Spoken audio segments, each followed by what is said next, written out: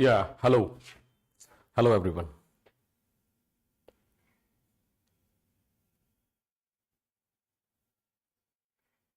Hello.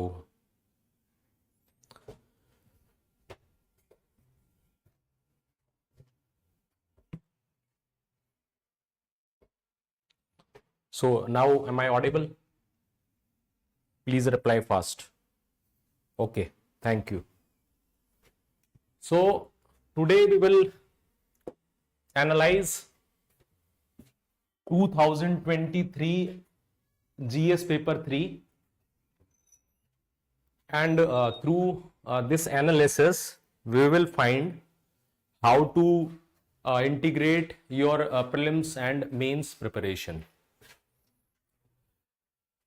So let's go through the question first. First question: faster economic growth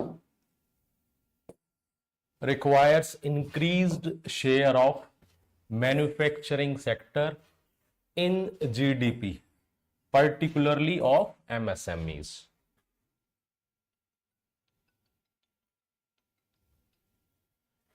Comment on the present policies of the government in this regard. So the question is, faster economic growth requires increased.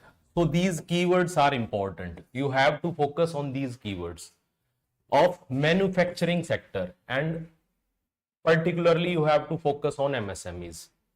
और इस context में जो government की present policies हैं उस पर comment करना है. So you have to first understand the context. This is very general question, तो सभी जनरल ही लिखेंगे. So to differentiate in this aspect, you have to write specific. Today's lecture is mainly regarding how we can effectively prepare for both prelims mains. जो आप prelims में पढ़ोगे वो mains में कैसे काम आए और mains की understanding PT में कैसे आपको help करे. ठीक है? How you should go. हाँ, ग्रुप पे आप कमेंट कर सकते हैं, because I want to understand how you will proceed first. That is important.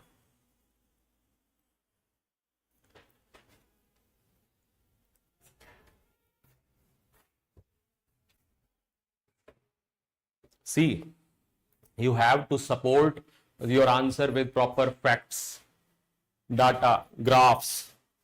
ठीक है? उस कॉन्टेक्स्ट में आपको थोड़ा सा टेक्निकल नॉलेज जरूरी है. इसमें प्रीलिम्स पर्सपेक्टिव से आपको कॉन्सेप्ट्स क्लियर होने चाहिए.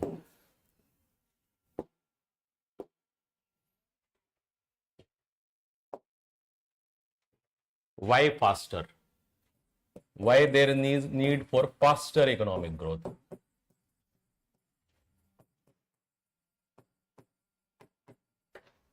You have to focus here. Or in what context? Regarding the increased share of manufacturing sector and particularly MSMEs.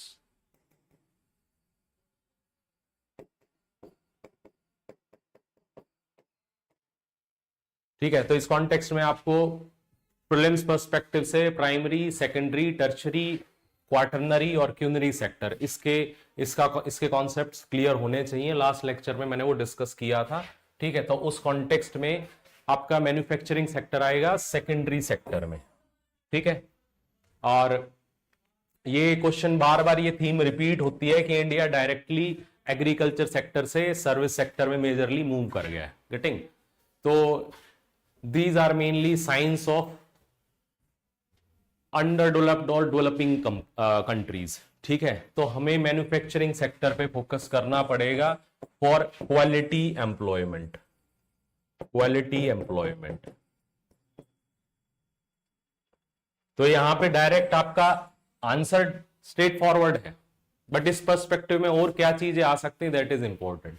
Quality employment. तो इस कॉन्टेक्स्ट में I have already covered new age employment ecosystem.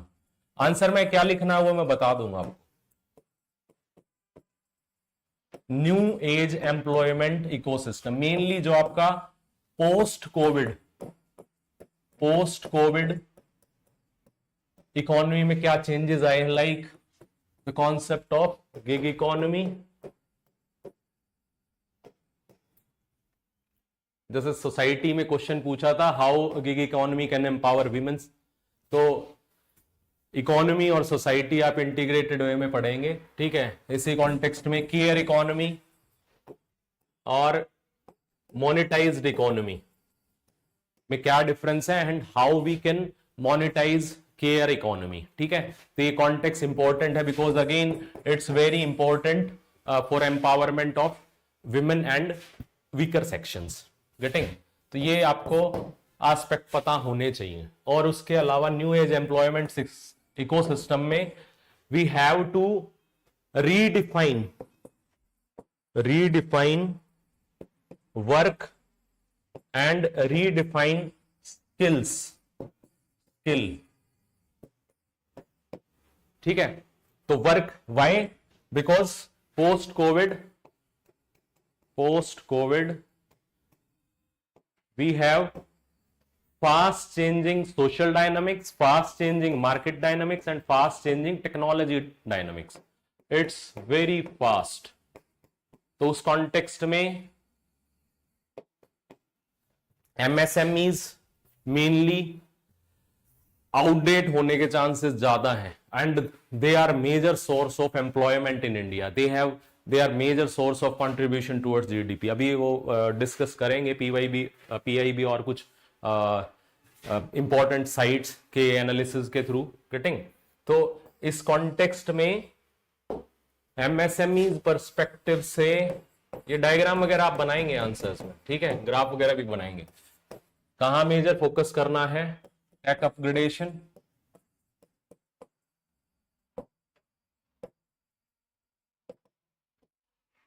Marketing support,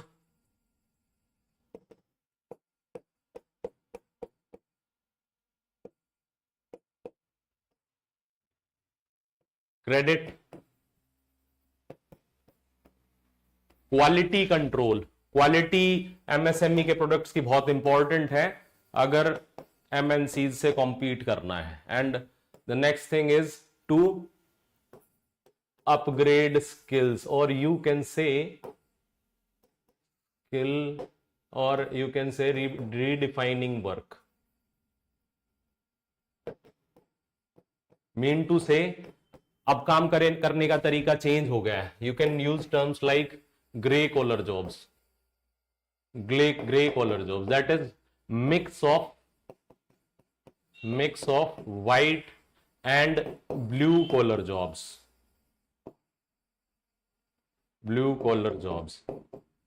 ठीक है। आपको administrative और managerial जो task है उसमें भी आपको स्ट्रांग रहना है, और साथ साथ आपको जो मैनुअल और फिजिकल जो वर्क है उसको भी साथ में लेके चलना है, ठीक है। So there is need for skilling के कॉन्टेक्स्ट में we will use word like 3 type of skills. First, cross skilling, ये सारे कीवर्ड्स आने चाहिए आपके आंसर में। Cross skilling, reskilling and upskilling.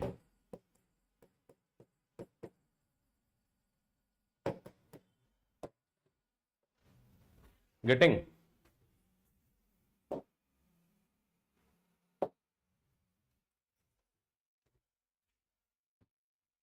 अब दोबारा से पढ़ते हैं क्वेश्चन। इट सेज कि फास्टर इकोनॉमिक ग्रोथ होना चाहिए, खाली इकोनॉमिक ग्रोथ नहीं, ठीक है, क्योंकि एमएसएमई सेक्टर या इन जनरल मैन्युफैक्चरिंग सेक्टर काफी कंट्रीब्यूट कर रहा है एम्प्लॉयमेंट में, और यू कैन से जीडीपी में कर सकता है, ठीक है।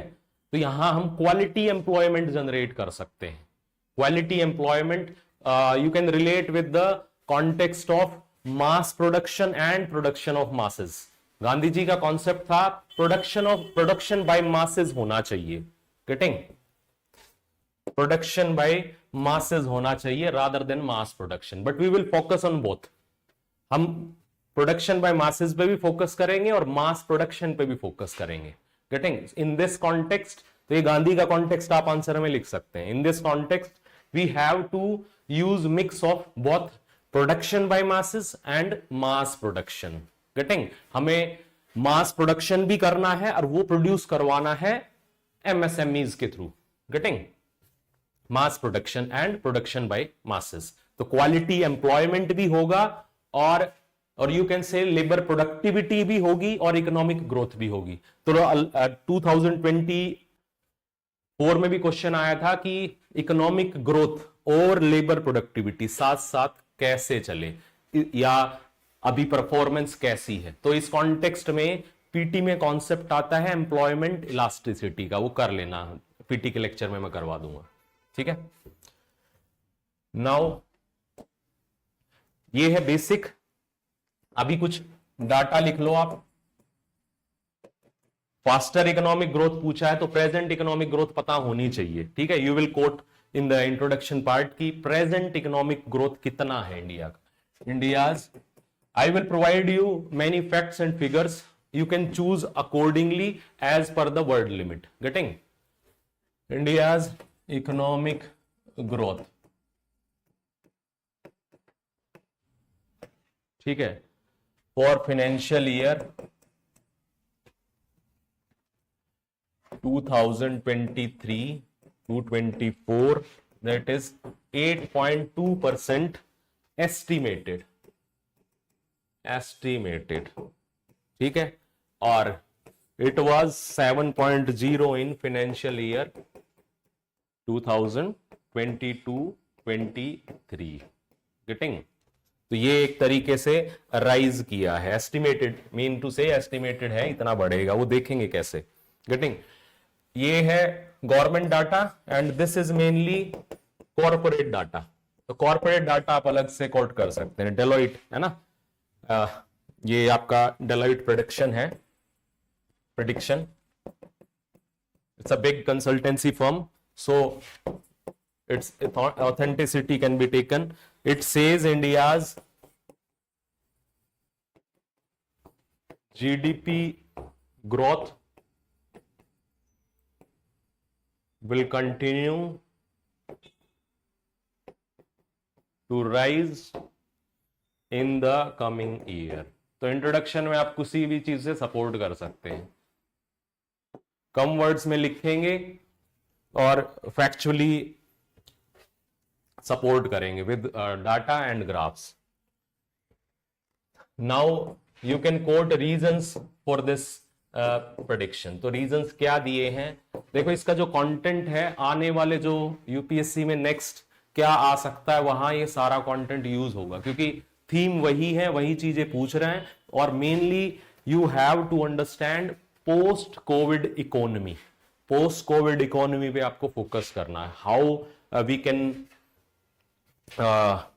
increase economic growth, how we will develop our society, how we will increase labor productivity, how we will be able to boost our manufacturing sector, how we will empower MSME sector, getting, or how we can take all the sectors, mainly primary, secondary, tertiary sector, or you can say agriculture, allied activities related sector, manufacturing sector and service sector, इन तीनों को कैसे लेके चलना है ये अलग question बनता है। ठीक है, इसमें पूरा डायनामिक समझना जरूरी है। तो जो फर्स्ट लेक्चर था उसमें इकोनॉमी मैंने कॉन्सेप्ट्स वगैरह बताए थे, एक बार रिवाइज कर लेना, it will be very helpful to you. ठीक है, तो this is Deloitte production and the reasons given are, first one is expenditure, increased consumer expenditure.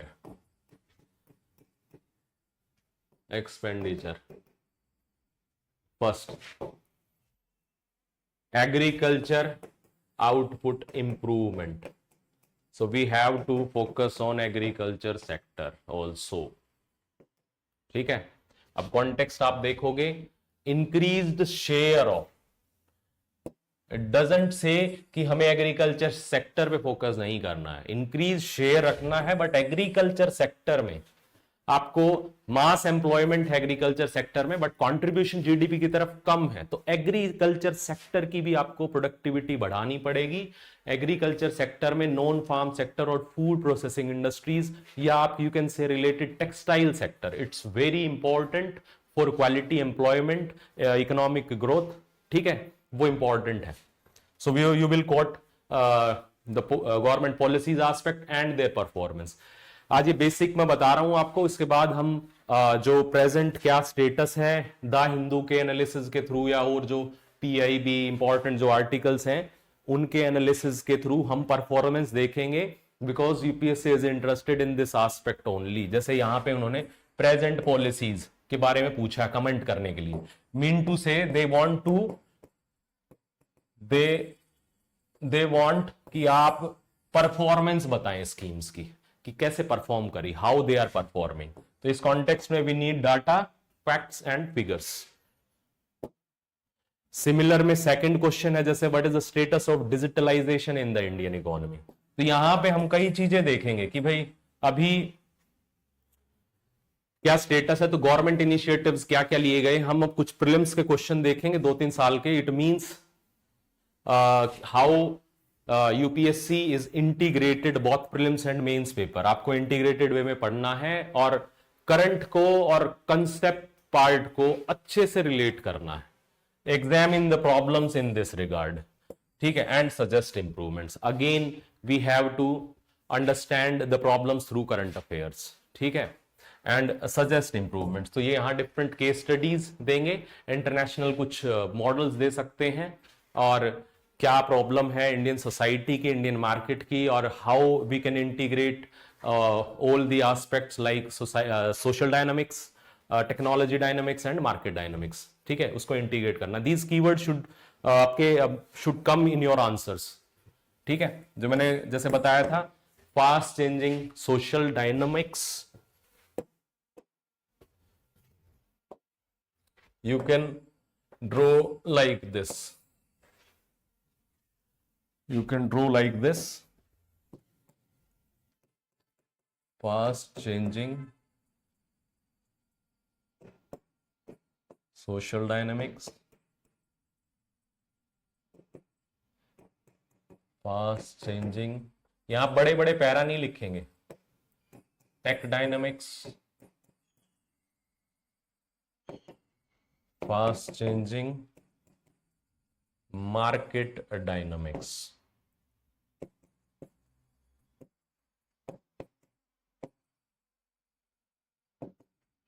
Getting, इतना फास्ट चेंजेस आ रहे हैं सोसाइटी में, टेक्नोलॉजी में, मार्केट में, तो यहां पे आपको रेगुलरली चीजों को अपडेट करना पड़ेगा। एम्प्लॉयर्स को भी रिस्पॉन्सिबिलिटी लेनी पड़ेगी कि एम्प्लॉयज को वो एडवांस में बताएं कि आपको कौन सी स्किल पे काम करना है, कौन सी आपको टेक्नोलॉजी पे काम करना है। आपको कोई स्किल या कोई टेक्नोलॉजी आउटडेट हो चुकी है तो उसको छोड़ के आपको दोबारा से रीस्किलिंग भी करवाना है, ठीक है। तो इस कॉन्टेक्स्ट में आप कोरिया मॉडल कोट कर सकते हैं, ठीक है। आई will discuss all these things, ठीक है। अभी आप कॉन्टेक्स्ट जानो। जनरल क्वेश्चन में आपको जनरल लिखोगे तो मार्क्स कम मिलेंगे, इसीलिए यूपीएससी में जीएस पेपर 3 में मार्क्स बहुत कम आ रहे हैं कुछ टाइम से, ठीक है। काफी इंप्रूवमेंट किया जा सकता है। Okay, so second is agriculture output improvement, third one is inflation subsidies, inflation subsidies.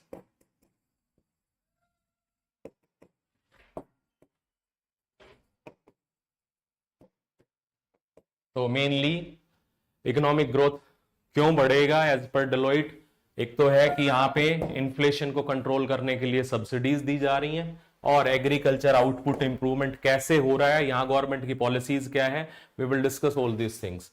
And increased consumer expenditure, that is very important in the mainly recession period, ठीक है। तो इस कॉन्टेक्स्ट में आप प्रीलिम्स में GDP calculation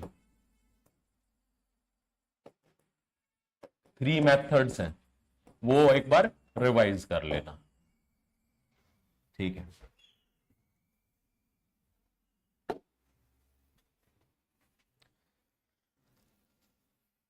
Now there is one more data that is supporting कि how या why India's GDP will rise. ठीक है, गवर्नमेंट डाटा और मेनली यू कैन से ministry of statistics and implementation. It says India's GDP grew at 13.5% in quarter 1 financial year 2023. ठीक है, that is April to June. तो first quarter कब रहता है? April to June. ठीक है, पीटी पर्सपेक्टिव से. There is one more data of Ministry of Statistics and Implementation, that is real GDP. Next page पे कर लेते हैं. Real GDP 2011-12 at constant prices.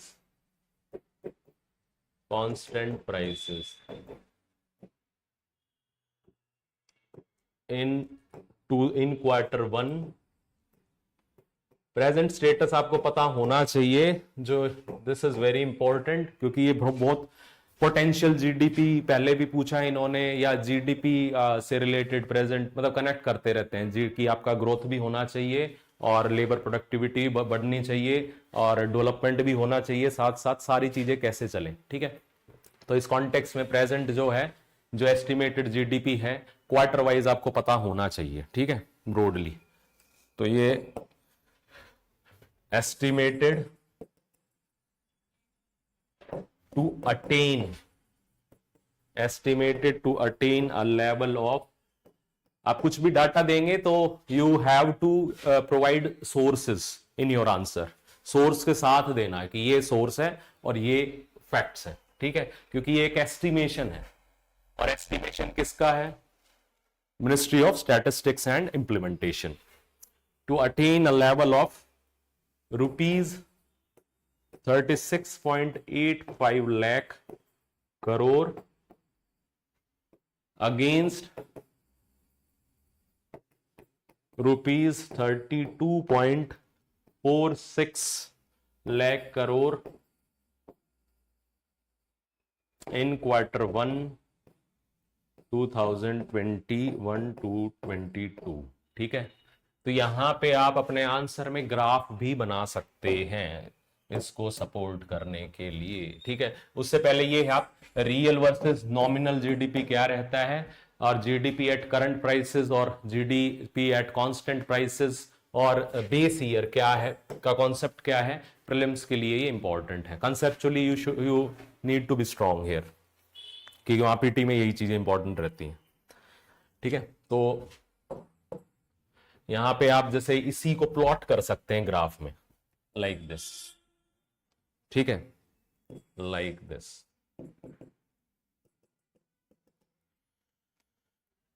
तो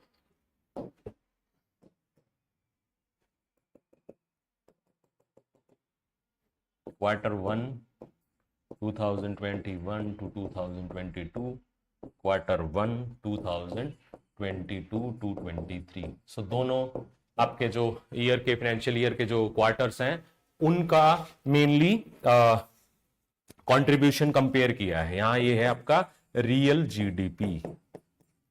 ठीक है, real GDP base year is ये 2011-12.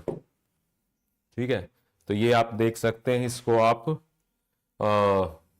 32.46 and this is estimated, mainly estimated, that is 36.85 lakh crore.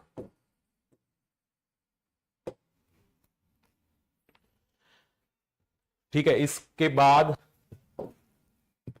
Increase share of manufacturing sector पूछा है, तो you need to know present share of manufacturing sector.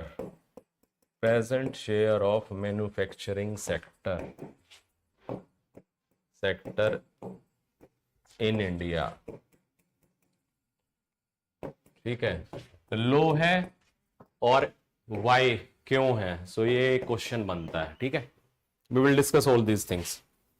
और इसके बाद MSME contribution, because they have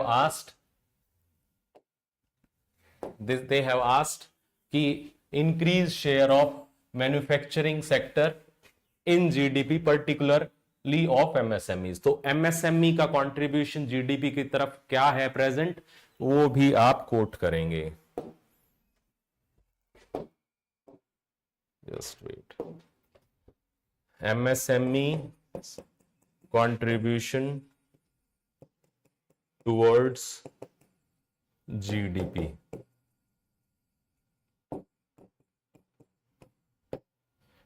कितना है, ठीक है। तो इस कॉन्टेक्स्ट में हम कुछ चीजें देखेंगे। This is mainly government data contribution of MSMEs to the country GDP, country's GDP, ठीक है। तो यहां पे जीडीपी और जीबीए क्या डिफरेंस है, या जीबीए कैलकुलेट कैसे होता है, प्रीलिम्स के लिए इंपॉर्टेंट है। Prelims, how GBA is calculated, we will discuss in the prelims class. तो यहां पे आप देख सकते हैं ईयर वाइज कंपैरिजन है, share of MSME GBA in all India GDP and share of MSME manufacturing GBA in all India manufacturing GBA, ठीक है। ये आपका परसेंटेज है, ये आपका परसेंटेज, ठीक है। तो यहां पे स्पेसिफिक मैन्युफैक्चरिंग, ठीक है, यहां आपका जीबीए। तो ये आप डाटा यूज कर सकते हैं, ये टेबल आप बना सकते हैं। आगे भी इस तरीके के क्वेश्चंस क्योंकि सिमिलर लाइंस पे आ रहे हैं, तो ये आप एक तरीके से ये टेबल वहां ड्रॉ कर सकते हैं, ठीक है। यहां पे हम देखेंगे कि इट इज डिक्रीजिंग, डिक्रीजिंग, ठीक है, इट इज डिक्रीजिंग। ये आप ईयर वाइज कंपैरिजन देख सकते हैं कि यहां पे एक्सपोर्ट में एमएसएमईज का परफॉर्मेंस, गेटिंग, यहां पे भी आपको रिलेटिवली यू विल सी कि यहां पे डिक्लाइन है, रिलेटिवली, ठीक है, रिलेटिवली डिक्लाइन है, रिलेटिव डिक्लाइन। या ये भी आप इस तरीके से ग्राफ में प्लॉट कर सकते हैं, ठीक है, प्लॉट कर लेना इजी है।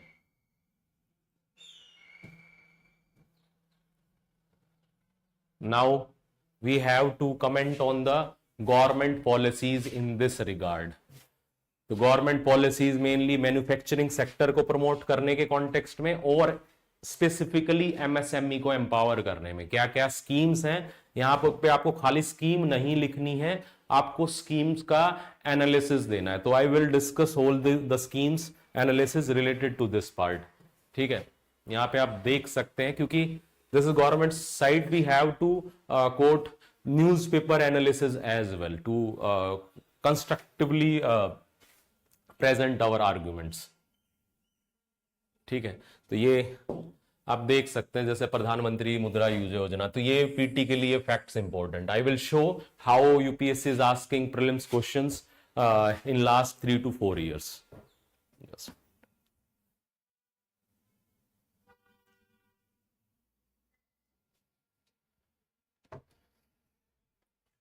ठीक है, ये आपका जैसे ये फिगर पूछ सकते हैं। आजकल ये जो डाटा वगैरह है यूपीएससी करेक्टली भी प्लेस कर रहा है और इनकरेक्टली भी प्लेस कर रहा है। तो ये कंपटीशन है, ये आपको जो मेजर डाटा इंपॉर्टेंट डाटा है जैसे यहाँ पे कि ये फंड कितना है ये पता होना चाहिए। They can coat like this 50,000 crore भी डाल सकता है यूपीएससी स्टेटमेंट्स में प्रीलिम्स की, और 550 मतलब यू कैन से 5 लाख करोड़ भी डाल सकता है। तो यहाँ पे थोड़ा सा आपको ध्यान देना है, ठीक है।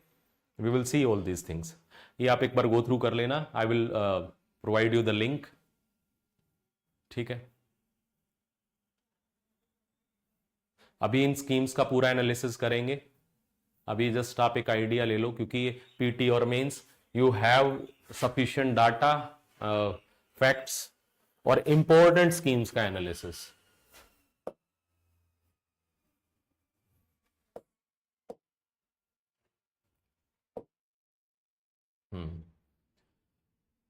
This question has been asked in 2023 prelims paper. 2023 prelims paper. ठीक है, तो ये 2023 में प्रीलिम्स में भी आया है, मेंस में भी आया सेम क्वेश्चन. तो यहाँ पे एमएसएमई की डेफिनेशन आपको पता होनी चाहिए. क्या कैटेगराइजेशन है प्रेजेंट और क्या बेसिस है कैटेगराइजेशन के. तो सिंपल क्वेश्चन है, ये पता होना चाहिए. फैक्चुअल है, यहाँ पे एग्जैक्टली पता होना ही चाहिए. सेकंड स्टेटमेंट क्या है? First statement according to MSME Development Act 2006, the enterprises are those with investments in plant and machinery between 15 crore and 25 crore. Plant and machinery में investment इतना होना चाहिए. ठीक है, we will check the things, the facts. All bank loans to the MSME enterprises qualify under the priority sector. तो इस context में what do you mean by priority sector और priority sector lending क्या है? ठीक है, कि यहाँ पे जो मेनली माइक्रो फाइनेंसिंग का कॉन्टेक्स्ट है. माइक्रो फाइनेंस का मतलब क्या है? फाइनेंस फॉर द पुअर, और you can say these small और micro industries you can say. ठीक है, तो ऑल मुश्किल है क्योंकि जो मीडियम एंटरप्राइजेस हैं वो काफी सभी प्रायोरिटी के अंडर नहीं आएंगे. इनके पास सफिशिएंट कैपिटल रहता है रिलेटिवली. गेटिंग, तो सब नहीं आएंगे. ये भी हम कॉन्टेक्स्ट एक बार देख लेते हैं. तो वी विल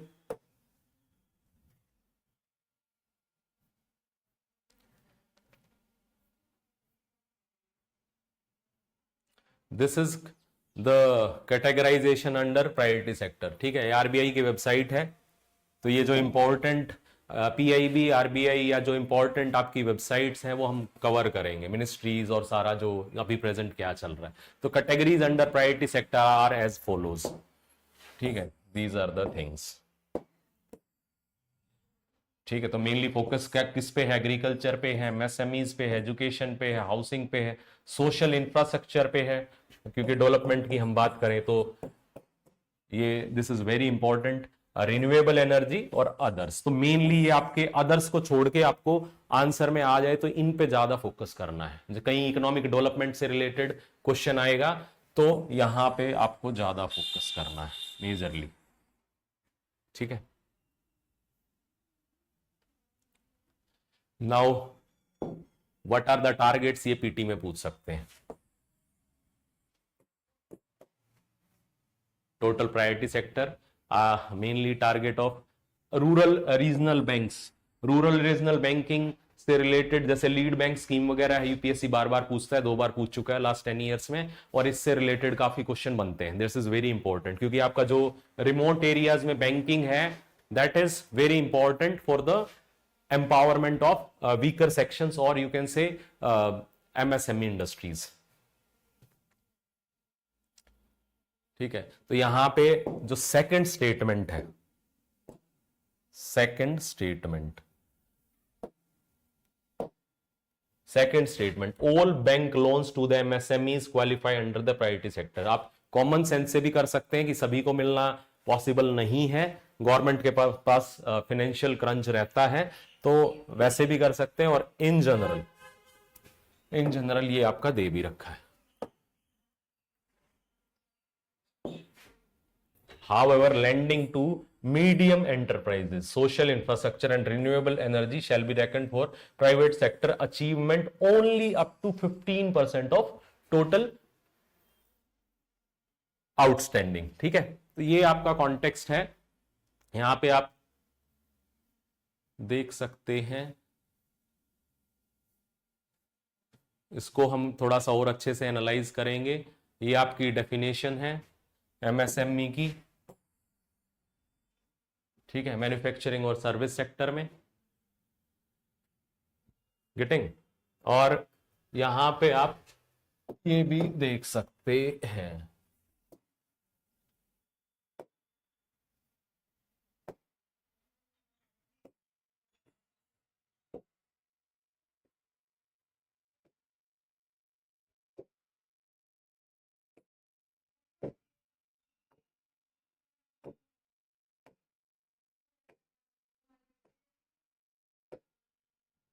हम्म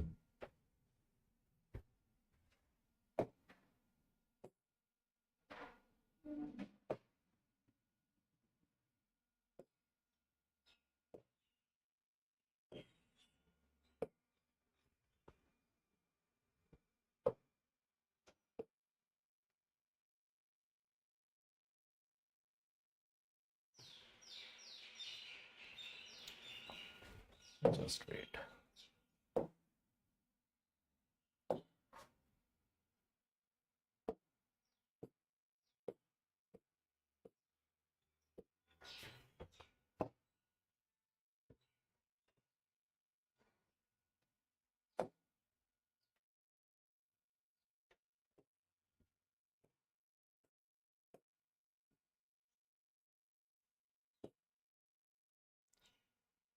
ठीक है, आप एमएसएमई की डेफिनेशन देख सकते हैं, यहाँ पे आप सर्च कर सकते हैं।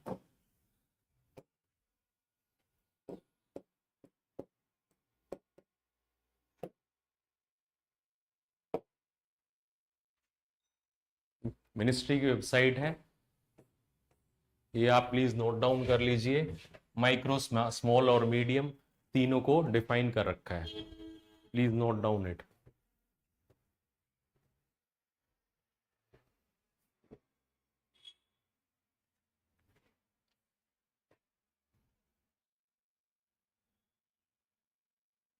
Investment in plant and machinery for micro, investment in plant and machinery small, investment in plant and machinery medium.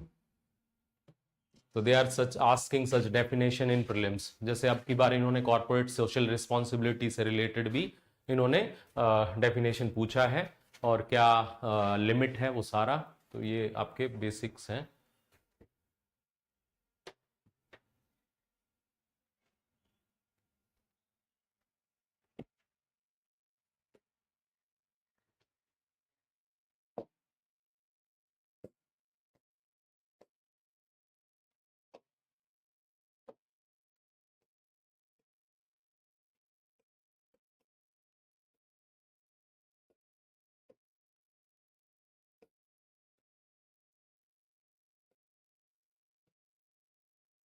सो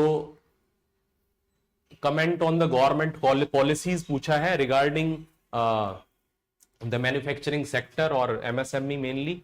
ठीक है, तो ये आपकी पीआईबी पे यहाँ पे मेंशन कर रखा है, details of some of the major initiative. So you have to focus on major, क्योंकि आप सारी स्कीम नहीं लिख सकते, वर्ड लिमिट है। 5-6 जो इंपॉर्टेंट स्कीम्स हैं उसका आप अच्छा एनालिसिस देंगे, एनालिसिस हम नेक्स्ट क्लासेस में करेंगे। ठीक है, जैसे मेक इन इंडिया है, you have to mention it. Industrial corridor development programme है, तो इंडस्ट्रियल कॉरिडोर आपका, जैसे यहाँ पेपर 1 में भी पूछा था इन्होंने रिसोर्सेज पार्ट में, और यहाँ पे इंपॉर्टेंट रहेगा। ठीक है, या आपका जो मल्टी मॉडल कनेक्टिविटी से रिलेटेड, ठीक है, ये आपका प्रधानमंत्री गति शक्ति नेशनल मास्टर प्लान, ये भी इन्होंने प्रीलिम्स में भी पूछा है, प्रीलिम्स में इन्होंने पूछा है, how they have asked. So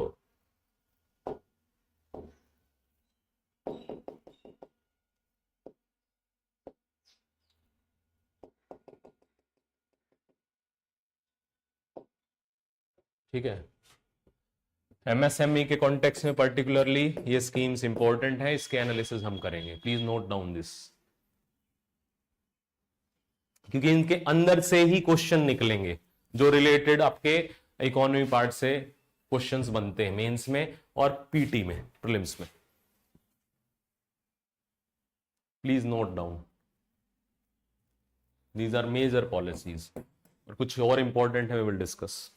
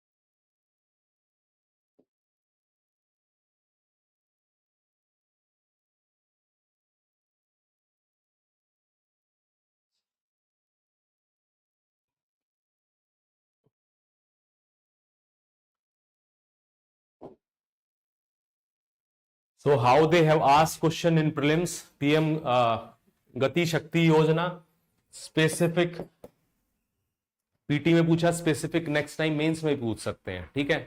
it is mainly the national master plan for multi modal connectivity. Multi modal connectivity is very important, ठीक है।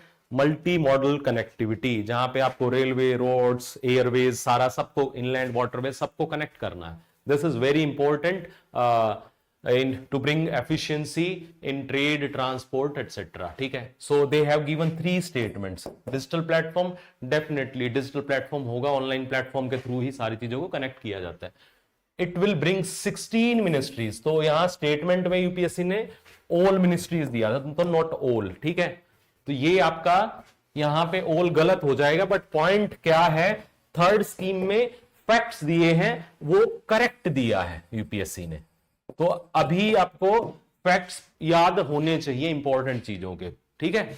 अगर प्रीलिम्स में आपको अच्छे मार्क्स चाहिए तो इंपॉर्टेंट जो इंपॉर्टेंट चीजें हैं, ये अभी क्या चल रहा है प्रेजेंट इकोनॉमी में, एम्प्लॉयमेंट किस तरीके से जनरेट किया जा रहा है, क्वालिटी ऑफ सेल्फ एम्प्लॉयमेंट कैसा, we will discuss all these things, ठीक है। द हिंदू के बहुत सारे आर्टिकल्स हैं, I have analysed like 60 to 70 articles, मैं I will discuss all these things, ठीक है। तो दिस फैक्ट इज करेक्ट, यहां पे करेक्ट नहीं है बट यहां पे करेक्ट है। So scheme will subsume this ₹110 lakh crore national infrastructure pipeline, ठीक है, लॉन्च्ड इन 2019। तो ये एक तरीके से इसके बाद एनआईपी के बाद ये स्कीम आई थी, ठीक है। It's a complete national master plan, ठीक है। तो ये कब लॉन्च हुआ था, अब ये दोबारा पूछ सकते हैं, ठीक है। मेनली अभी 3 साल हो गए, तो इसका परफॉर्मेंस भी पूछ सकते हैं, अलग से इसका एनालिसिस पूछा जा सकता है मेंस में नेक्स्ट टाइम, नहीं तो आप कोट जरूर करेंगे, ठीक है। तो अगेन यहां पे जैसे सेकंड क्वेश्चन आ जाता है, स्टेटस ऑफ, इसका जो स्कीम्स का एनालिसिस हम अलग से करेंगे, अभी मैं आपको कॉन्टेक्स्ट बता रहा हूं कि हाउ यूपीएससी इज गोइंग। आपको डायरेक्टली आंसर राइटिंग करके कुछ नहीं मिलेगा, आपको अभी कुछ मतलब इंपॉर्टेंट जो चीजें पूछी जा सकती है वो आपको प्रिपेयर करनी ही पड़ेंगे, और वो भी बहुत ऑर्गेनाइज्ड और स्ट्रक्चर्ड वे में, दैट इज वेरी इंपॉर्टेंट, ठीक है। यहां पे जैसे फास्टर इकोनॉमिक ग्रोथ में और मैन्युफैक्चरिंग सेक्टर दोनों साथ में कैसे चले, इसके कॉन्टेक्स्ट में गवर्नमेंट क्या स्टेप्स ले रहा है, परफॉर्मेंस कैसी चल रही है, तो दिस इज वन क्वेश्चन, ठीक है। कुछ नए क्वेश्चंस भी करेंगे हमें, जैसे मैंने बताया था, new age employment ecosystem prospects and challenges, ये क्लास मैंने ली थी, मैं दोबारा लूंगा, ठीक है। न्यू एज एम्प्लॉयमेंट, इसमें बहुत सारे फैक्ट्स हैं और बहुत सारा अच्छा एनालिसिस है। न्यू एज एम्प्लॉयमेंट इकोसिस्टम ऐसे में भी पूछा जा सकता है, ये ऐसे भी पूछा जा सकता है, बहुत चांसेस है, नहीं तो ये कंटेंट जरूर यूज करोगे आप। प्रोस्पेक्ट्स एंड चैलेंजेस, ठीक है, इसको लिख सकते हो आप, ऐसे को ऐसे फॉर्म में लिख सकते हो। आई विल डिस्कस, ठीक है, अभी टाइम मत लगाओ, कोई इशू नहीं है, because I have already prepared this, ठीक है। वो कॉन्टेक्स्ट है, उसको जाके याद कर लेना, फिर लिख लेना, ठीक है, ट्राई कर सकते हो थोड़ा बहुत। तो what is the status of digitalisation in the Indian economy, again mainly आपको how it is performing, present performance क्या है, प्रेजेंट परफॉर्मेंस या प्रेजेंटली यहां पे अगर इंडिया का कंपैरिजन किया जाए डेवलप्ड कंट्रीज या अदर डेवलपिंग कंट्रीज, ठीक है, China, Korea, Japan, European countries, US etcetera, तो वहां पे ये आपको कंपैरिजन देना, या आपका जो सिमिलर आपकी जो साउथ ईस्ट एशियन इकोनॉमीज हैं उनके कॉन्टेक्स्ट में अगर देखा जाए तो डिजिटलाइजेशन कैसा है, ये आपको देना है। Examine the problems faced in this regard and suggest improvements, ठीक है, इजी है, कर लेंगे, बट इससे पहले हमें इसका जो द हिंदू का एनालिसिस वो कवर करना पड़ेगा, I will cover in the coming lectures. हाँ, अब इससे रिलेटेड status of digitalisation in Indian economy, तो इस पर्सपेक्टिव से क्या क्या पीटी के क्वेश्चन बन रहे हैं, यूपीएससी कैसे जा रहा है, वी विल सी। जैसे डिजिटल करेंसीज के कॉन्टेक्स्ट में पूछा, डिजिटल रूपी के कॉन्टेक्स्ट में यूपीएससी ने पीटी का क्वेश्चन बनाया, वी विल सी।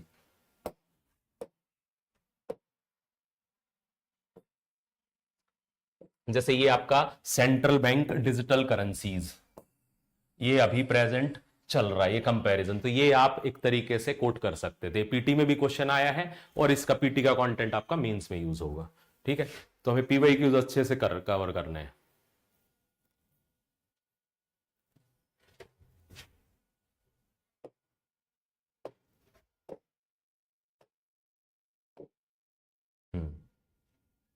ये एक तरीके से आपका 2024 में डिजिटल रुपी पे क्वेश्चन आया है, तो अगेन ये कंपैरिजन भी हो जाएगा दूसरी कंट्रीज से रिलेटेड और स्टेटस पता लग जाएगा स्टेटमेंट से। ठीक है, तो पीटी मेंस हम इसके बाद हम ये प्रॉपर टॉपिक बन जाएंगे क्वेश्चंस, और इसके थ्रू आपकी बहुत सारी लिंकेजेस निकलेंगी। और पेपर 3 और पेपर 1 की कुछ चीजें, जैसे पेपर 1 सोसाइटी की जो के सोसाइटी पार्ट है, वो हम इसको अच्छे से इसको रिलेट करेंगे। दैट इज वेरी इंपॉर्टेंट, क्योंकि अभी यूपीएससी पेपर 3 की या मेनली इकोनॉमी की इंप्लीकेशंस इंडियन सोसाइटी पे कैसे है, टेक्नोलॉजी की इंप्लीकेशंस इंडियन सोसाइटी पे कैसे है, उसको रिलेट करके क्वेश्चन बना रहा है। गेटिंग? ह्यूमन ज्योग्राफी में आपका अर्बनाइजेशन और इकोनॉमी, या अर्बनाइजेशन और टेक्नोलॉजी, अर्बनाइजेशन और एनवायरमेंट, इसको इंटीग्रेट करके क्वेश्चन पूछ रहा है पेपर 1 में। तो पेपर 3 की एप्लीकेशंस पेपर 1 में काफी रहेंगी। तो you have to read in a very integrated manner, आपको इंटरलिंक करना आना चाहिए। ठीक है, ओके, ठीक है। बहुत सारे क्वेश्चंस और भी यही डिजिटलाइजेशन से रिलेटेड।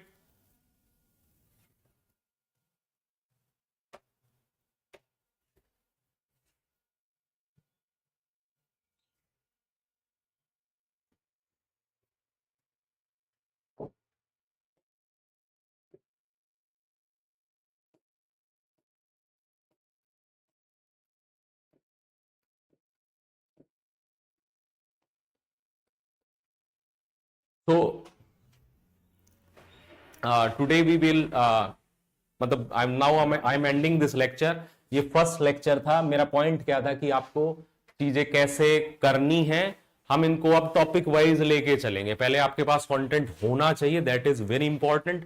प्रीलिम्स के कॉन्सेप्ट स्ट्रांग होने चाहिए, और उसके बाद जो ब्रॉड टॉपिक्स हैं वो हमें कवर करने ही पड़ेंगे, उनका एनालिसिस करना पड़ेगा, हाउ दे आर परफॉर्मिंग। ठीक है, डायरेक्टली मतलब अगर पेपर 3 देखें तो कुछ लगभग 80 से 100 क्वेश्चन हमें क्वालिटेटिवली प्रिपेयर करने, उससे बाहर चीजें नहीं है। ठीक है, आप अच्छे से, I will show all these things. ठीक है, so please go through the all the 5 questions, इसको एक बार पढ़ना। यही चीज 1-2 दिन और लगेंगी। ठीक है, इसमें बहुत सारी चीज एड ऑन करनी है, जैसे अभी new age employment ecosystem, prospects and challenges, और जो आपका जीडीपी और potential GDP, care economy, gig economy, क्या कॉन्सेप्ट्स हैं और how they are empowering different sections, तो ये सारा रिलेट करके पढ़ना है। So thank you guys. Today we will have, tomorrow we will have lecture on 3 o'clock। ठीक है, या I will tell you in the evening. Thank you.